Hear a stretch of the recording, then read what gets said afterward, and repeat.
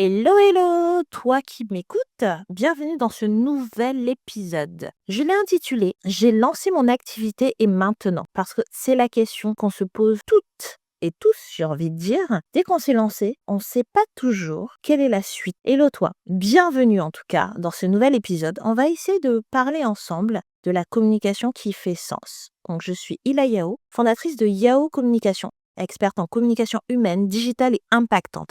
Aujourd'hui, je veux parler de ce que beaucoup d'entrepreneurs, d'associations même et d'entreprises se posent comme question. Le grand saut est fait, l'activité est lancée. Quelle est l'étape suivante? Tu regardes ton ordinateur et tu te dis, ok, par où je commence? Mais tu n'es pas seul. C'est normal de se poser toutes ces questions. Et c'est ce qu'on va décortiquer ensemble dans cet épisode. Donc la première chose, c'est quelles premières étapes pour une communication efficace?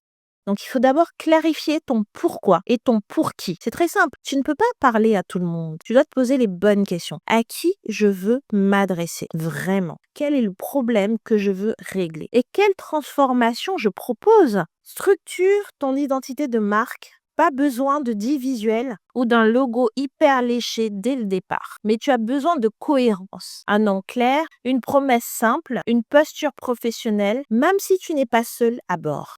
Commence petit, mais bien. Un seul canal pour commencer, un canal que tu vas maîtriser. Ça peut être Insta, ça peut être LinkedIn, ça peut être le bouche à oreille, mais exploite-le à fond. Vaut mieux publier régulièrement sur un réseau social bien maîtrisé que s'éparpiller partout. Les erreurs fréquentes à éviter, ça c'est le deuxième point. Et je t'invite vraiment à écouter. En fait, il ne faut pas attendre d'être parfait ou parfaite pour communiquer. La communication, ce n'est pas une récompense après l'excellence. C'est un outil de construction. On apprend en chemin. Il ne faut pas aussi copier-coller les autres. C'est drôle, hein? Mais beaucoup le font sans se rendre compte, en fait. Tu peux t'inspirer, oui, mais ton authenticité est ta force. Ce qui attire tes clients, c'est toi, ta voix, ton énergie, ton histoire, tes valeurs. Troisième point, faire du contenu sans stratégie. En fait, c'est une erreur. Parce que si tu postes pour poster, ça ne sert à rien. Chaque contenu doit répondre à une intention. Est-ce que tu as le souhait d'informer, de rassurer, d'engager ou de vendre? Ce sont les questions que tu dois te poser et faire attention à ne pas tomber dans les erreurs que je viens de te citer. Le troisième point fondamental, c'est construire un plan de visibilité clair. C'est-à-dire que tu choisis 2 piliers de contenu. Par exemple, l'éducation et tu mets toutes les tips autour du conseil, des coulisses, tous tes tips, par exemple, sur l'éducation. Tu peux décider, par exemple, de travailler sur la transformation. Et à ce moment-là, il faut que tu parles des témoignages, avant-après, ou tu te mettes vraiment à fond sur le storytelling. Tu dois planifier avec intention. Pas besoin de poster tous les jours. Non, ça sert à rien, tu vas te fatiguer. Mais choisis un rythme réaliste, réalisable, j'ai envie de dire. Pense smart.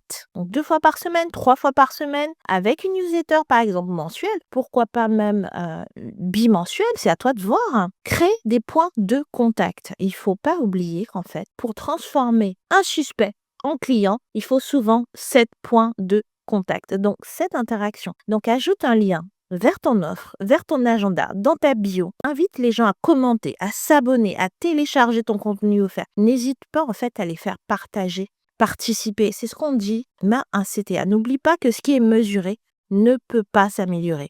Suis ce qui fonctionne et ajuste ce qui stagne.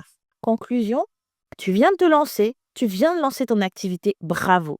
Ce que tu ressens est légitime. Le flou, la pression, le doute, c'est normal.